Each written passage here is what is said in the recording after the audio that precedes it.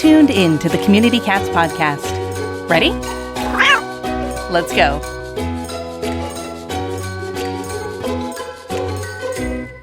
Welcome to the Community Cats podcast. I am your host, Stacy LeBaron. I've been involved helping homeless cats for over 20 years with the Merrimack River Feline Rescue Society. The goal of this podcast is to expose you to amazing people who are improving the lives of cats. I hope these interviews will help you learn how you can turn your passion for cats into action. And today we are speaking with Harris Baker of Catfluence. Harris is the creator of Catfluence. He created it as an Instagram account just for fun in 2017 after his job led him down a path of working with influencers and brands and having started an Instagram account for his own two cats, Elliot and Olivia, in 2014. Since then, it has evolved into a website with a blog and merchandise, along with his own cat influencer brand and partnerships. He's been on podcasts. He's gotten involved in cryptocurrency, NFTs, and an annual March Meowdness competition, and several charitable endeavors. He's looking to connect with like-minded individuals, also passionate about the cat space and the human component involved with it. So, Harris, I'd like to welcome you to the show. Hi, Stacy. Thank you for having me. Appreciate it. Yeah, no, sure thing. So first and foremost, and while we were warming up there, I had the privilege of seeing Elliot, I think. So how did you get to be passionate about cats? So yeah, it came a little bit before Elliot and my other cat, Olivia. They are brother and sister. But my first experience with cats was when I was a young boy, probably 5 or 6 years old. My dad had a cat that he had from when he was younger, and he and my mom got married, and they had a cat when I was younger. But then about 20 years went by where I didn't have any involvement with cats. And then I was dating somebody at the time, and we decided to get a cat together. So I had a good connection with that cat. We had an unfortunate accident, so that cat ended up passing away, and ended up getting two cats after that together. So that was Elliot and Olivia, and I continue to have Elliot and Olivia. And as I mentioned, I started an Instagram account for them years ago. And kind of ever since then, I've kind of been ingrained into the whole cat world, both on and offline. So you're deep into social media and You're deep involved into cats. Tell me what that social media cat world is like. It's definitely an interesting world. I think I've experienced a couple different sides of it. When I first got started, it was more for the brand side of it. I was working, as you mentioned before, working with athletes and influencers, and I was doing similar things with those kind of personalities. And I had this cat account for my cats. I was like, oh, this could be kind of fun to try out. And I'll message some brands, post some content, have some fun with it. So that's kind of how I got started with it. But then also kind of just getting involved in the cat community. There are a lot of people kind of just posting regular things about their cats, not necessarily promoting brands or anything, just random photos of their cats. And I feel like now we've gone into a different realm where it's become a lot of influencers and their cats, and people have actually become big time influencers for actually posting, like TikTok and Reels type videos and going viral for videos with their cats. And people even associate these influencers with their influential cats. So I've definitely seen a lot of different sides of it. And I think there's also the charitable aspect, people promoting rescues and shelters and TNR and different things like that. So I think there's definitely a lot of good, mostly good, that I've seen from the cat community on social media. So lots of questions are flowing through my mind right now. We have a lot of individual folks that do trap, neuter, return out there, and they need help. They need help with supporting the work that they do, buying food, the veterinary care. They're doing it all on their own, or it's a very small nonprofit organization. And it sounds like some of the folks, including yourself, you're able to generate some revenue from having a site. Is that a good path for these folks to take to try and get some money to be able to help them do the work that they're doing? Yeah, I would definitely recommend any rescue type organization to have a presence on social media. You can set up donations through Instagram directly, or you could have a GoFundMe or any type of page like that. And I think just creating content with the cats is something that's good to just bring awareness. There's an organization that I work with called Miss Pat's Cats that for about a year or two, I was going in once a week and I would volunteer, and they had 4 cats at a Petco in Verona, New Jersey. And I would go there, I would clean their habitats out, clean their litter, feed them, play with them for a little bit. And while I would do that, I would create content and post that on Catfluence. And there was one cat that from a TikTok video that I made actually got directly adopted from that. So that made me very happy to do that. I serve as a sub for Miss Patsk, and I kind of help out here and there and just kind of share messages about their cats on social media. But I think definitely being able to do that and knowing that I was able to reach somebody through a post and get a cat adopted, I think that's amazing. Yeah, no, that's really very cool. And it's exciting. It's exciting to have the reach go really far. What are the numbers that we're supposed to get? I always hear different numbers. You're supposed to have this many followers. You're supposed to be verified. You're supposed to be, I don't know, somebody special. I mean, at what point are you like a really happening Instagram account, I guess? We'll use Instagram as the examples, since that seems to be where I see it the most often. It's you need to have certain amount of followers, and then how do then you get brands interested in supporting you? Yeah, that's a good question. And I think traditionally a good number would be around 10,000. And I think the benchmark for that used to be you could use the Instagram swipe up option, and you could have links to your website and things like that. They since got rid of that because they wanted to help small businesses and other organizations be able to promote their websites. So now anybody can do that. But I think 10,000 is a good number to aim for. But I think also there's a lot of, people buy followers out there. If you could spend a couple $100 and buy a couple thousand followers. So I think it's important to look at the engagement of the accounts, how many people are actually liking and commenting on their posts in comparison to how many followers they have.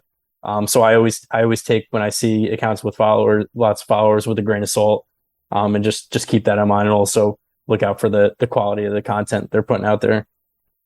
So you're saying going out there and buying followers is not the best path to take?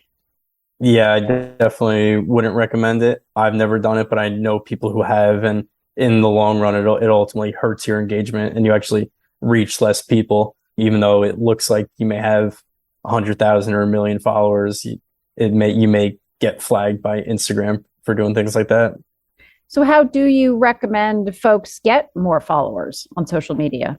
Couple things. I think definitely creating good content is one of the key things, especially videos.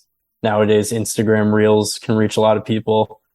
TikTok, I think everyone should be on TikTok now. The organic reach of that platform, especially if you're trying to benefit pets, get them adopted, get donations, raise awareness to different causes. That's a great place to start. I think also just engaging with the community, seeing what people are posting, commenting on like-minded accounts posts, direct messaging people. And I think another good platform is LinkedIn. The organic reach on LinkedIn is really high right now. It's been for a couple of years, but not a lot of people really realize that everyone's focused on Instagram and TikTok. But I think leveraging LinkedIn to share cat-related messages would be very effective as well. What about Facebook? A lot of the folks that I engage with tend to be women, ages 40 to 65 or so. I think they tend to hang out on Facebook more. Is that still true in your mind? Yeah, that's a good point. I think that is definitely true. I think Facebook groups are a good place as well. I know I'm in a lot of groups for lost cat Facebook groups, and people share if they've lost their cat or found a cat and things like that. So I think there definitely is a market on Facebook for things like that. And I see a lot of viral meme pages on Facebook as well. So yeah, definitely Facebook. Yeah. Well, and you just used a key word there. You said Facebook groups, which at the Community Cats podcast, we started a Facebook group a couple of years ago when we started our conferences. And it does seem like there's a lot more engagement there than like our generic Community Cats podcast page. We don't get as much activity. Is that just because how Facebook has changed over the last couple of years? Yeah. I think the algorithm definitely has an impact on it with both Instagram and Facebook. I think the different demographics are on Facebook versus Instagram. Yeah, as you mentioned, there might be an older demographic on Facebook, and then the younger demographic might be on Instagram, and then Gen Z, the super young kids, that they're on TikTok and doing those kind of things. So I would definitely recommend for anybody trying to promote a cat organization or share a message. I think it's good to have a presence on all those platforms and not necessarily spread yourself too thin, but just understand what's going on and what kind of content makes sense for each platform. Spread yourself too thin. Okay. So how much time do you spend on these different platforms? I spend too much time. But between Catfluence and my day job, I'm on my phone probably for 6 to 8 or even more sometime hours a day.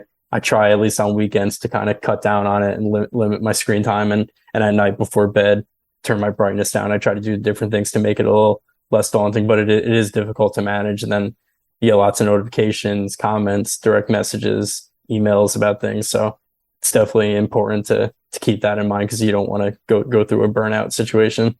Do you use a scheduler system?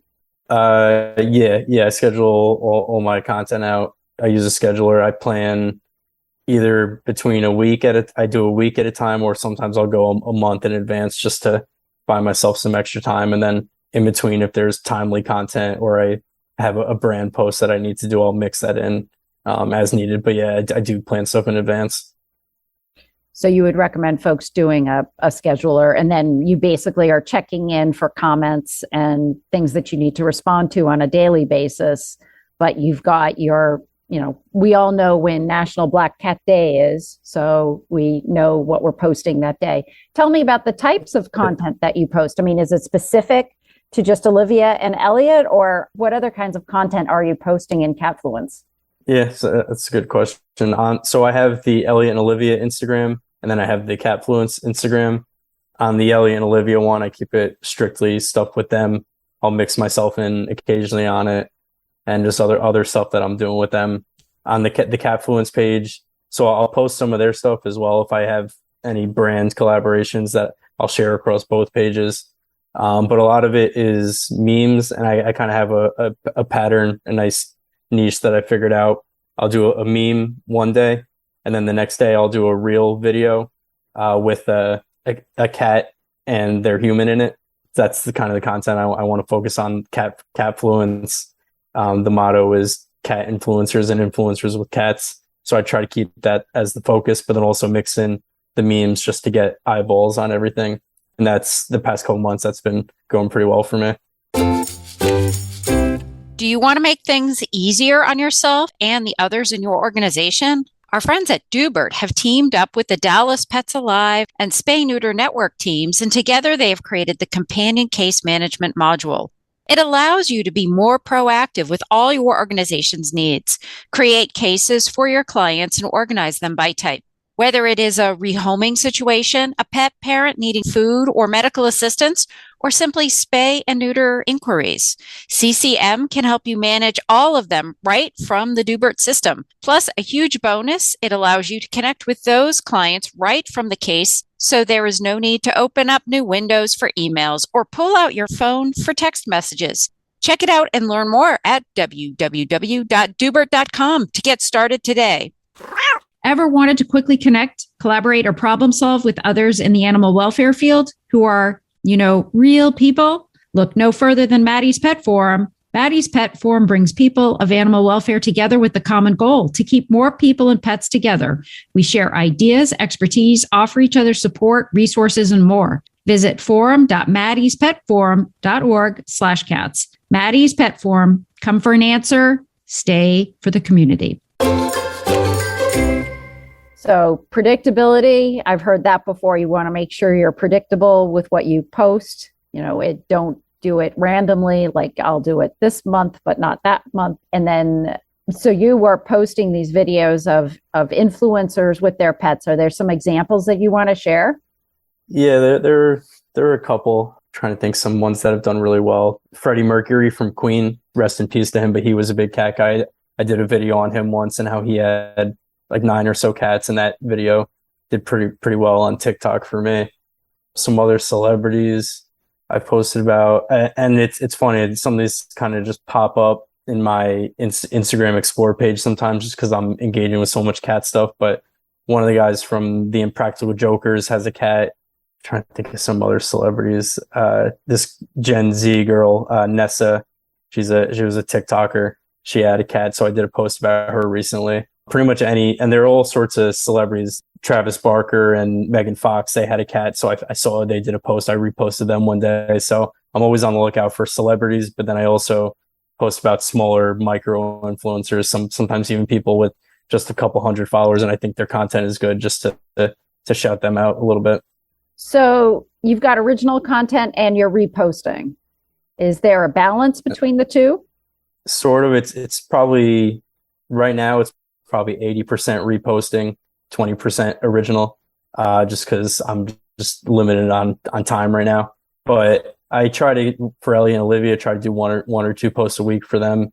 But Catfluence, I'll post every day, and maybe once or twice a month. Actually, I'll try to mix in one of Ellie and Olivia's posts on Catfluence. Do you ever repost the same content that you put together?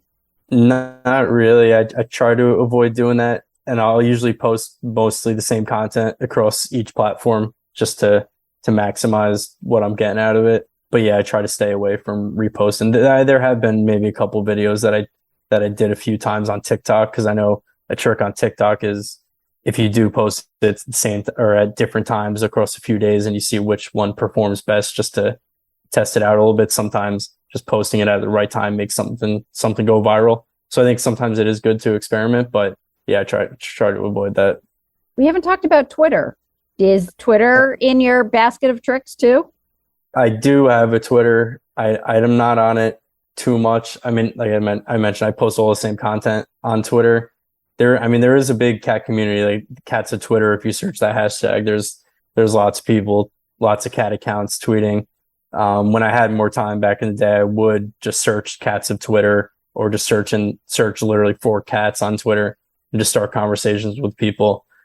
Sometimes I'll go in and like retweet people and their cats, but I haven't really grown as much on Twitter, so I don't put as much time into it. But I think there definitely is a community there as well.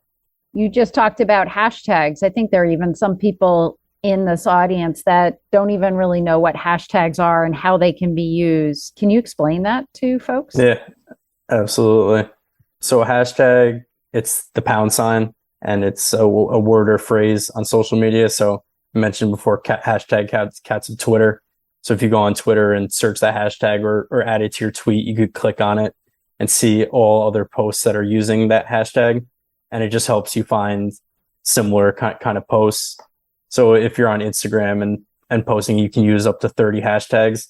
And that used to be a big strategy years ago. You could post 30 hashtags, cats of Instagram, cats, Catfluence, whatever cat related tags you wanted to do. And I think it used to be good to reach as many people as possible, but then it became a little spammy. So now Instagram themselves recommends using anywhere between 3 to 5 hashtags in an Instagram post to be able to reach more people. If you do too many, yeah, they think it's spam and you actually don't reach as many people as you could. Interesting. Very interesting. And then there was some conversation about you do the hashtags in the comments of Instagram versus in the post. Is that where you're supposed to put it as the first comment where the hashtags are? Is that true? Yeah. So that I know some people like to do it either way, or some people experiment with both. I don't know if one way is better than the other. I usually prefer to just do it in the post itself. I enter a few times on the keyboard and I put it below the caption. But yeah, some people prefer to do it in the comments. I guess just so it doesn't interfere with the actual caption of the post. So what are your plans with Catfluence? I mean, where do you hope to take this? So I want to continue to grow the following, and kind of what I'm doing is building it up as much as possible right now while I have some momentum. And then I do have I do want to launch a more formal Catfluencer and brand program, to have a portal where cat owners and brands can log into and kind of view what kind of brands are looking to work with what kind of accounts.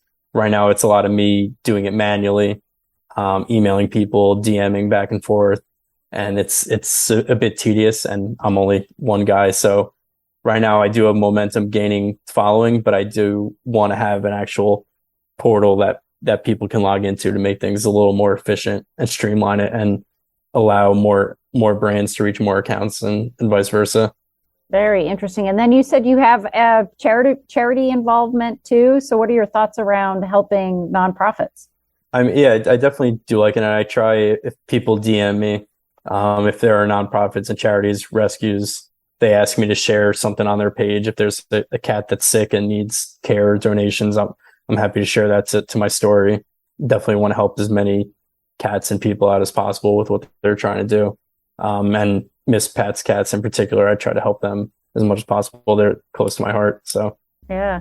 Do you have any experience, or maybe that nonprofit that you've been volunteering with regards to community cats and trap, neuter, return? Any thoughts and ideas on that topic?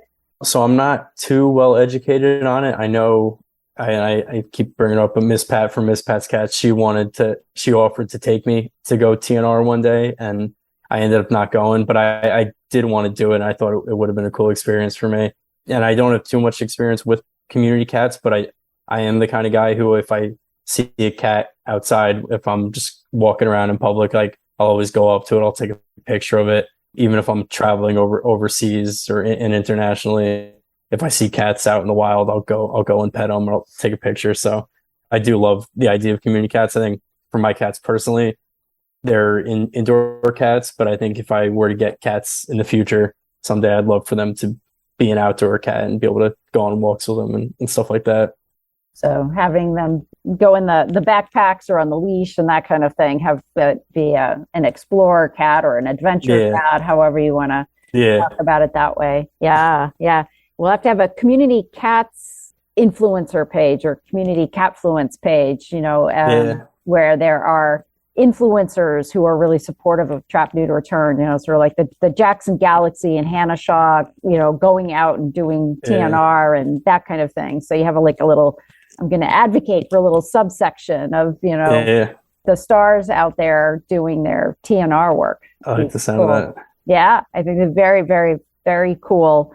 So in your bio here, you mentioned how you got kind of into cryptocurrency a little bit and NFTs. I'm assuming that's not in the cat space, but let me know a little bit more about what your interest is in that area. Yeah, so it is actually in the cat space a little bit. So there was one NFT that I bought last year, and I know the hype on them has kind of died down a little bit, but I wanted to learn more about the space, and I wanted to do something that I was interested in, and I'm interested in cat related stuff. So I got one, and actually I don't know how appropriate this is for the podcast, but it's called Stoner Cats. It's made by Ashton Kutcher and Mila Kunis. They launched this project, and it's basically about cats that do things, and it just follows their journey. So basically by buying one of these NFTs, you get access to watch the show. It's a private show you can watch online. So I did that, and I watched the episodes. It's funny and it's entertaining.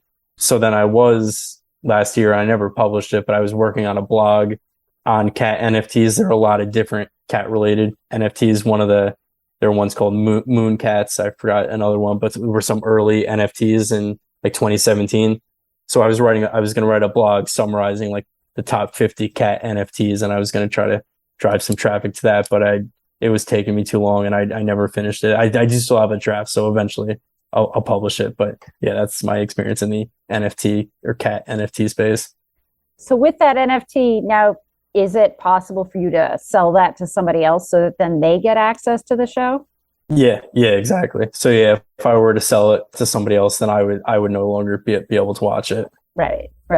Yep. I'm still trying to wrap my head around the whole NFT space. I know it's blown up and been the rage, but I'm still back trying to figure out Bitcoin and Ethereum and all that other stuff. Yeah. And so it's a little bit challenging for those of us who are spending a lot of our money on getting the cat spayed or neutered, getting them trapped, all that kind of stuff. So there's just it's a huge balancing act, because you could make some good money in the NFT space and the cryptocurrency space and all that stuff too. So you'll have to educate us all on that so that we can make our millions, our first million to go to the cats, right? Absolutely. Yeah. So Harris, if folks are interested in finding out more about Catfluence, where would they go? So the first place, definitely go onto Instagram and search at Catfluence. that's where we have the biggest audience and where the most activity goes on. You could also check out catfluence.com, and then all social platforms, Facebook, Twitter, TikTok, LinkedIn, YouTube. It's all Catfluence. And also Elliot and Olivia at Elliot_and_Olivia. And you can check me out at Harris_Baker as well. And then is there anything else you'd like to share with our listeners today? Not too much. I mean, I think my only thing would be if you run a cat related organization and you're looking for donations or looking to raise awareness for your cats, I definitely recommend leveraging the power of social media. Look at what other people are doing, get some ideas, and you can kind of take charge of what you're trying to do. So definitely put yourself out there, be comfortable doing it, try new things, and see what you could do. Sounds great. Can't hurt, right? Just put it out there and see what works, and then just leverage whatever works. Just keep going with that. So that's an excellent idea. Don't be afraid. I think a lot of people are afraid with regards to social media. I know I tend to be like, oh, I'm going to totally mess this up. It's going to be terrible. So and it really, you probably can't mess it up too much. So just give it a try. So Harris, I want to thank you so much for joining me today for the podcast and being a guest on the show. And I hope we'll have you on again in the future. Thank you, Stacey. Appreciate you having me, and look forward to next time. That's it for this week. Please head over to Apple Podcasts and leave a review. We love to hear what you think, and a 5-star review really helps others find the show. You can also join the conversation with listeners, cat caretakers, and me on Facebook and Instagram. And don't forget to hit follow or subscribe on Spotify, Apple Podcasts, Google Podcasts, YouTube, Stitcher, or wherever you listen to podcasts so you don't miss a single show. Thanks for listening, and thank you for everything that you do to help create a safe and healthy world for cats.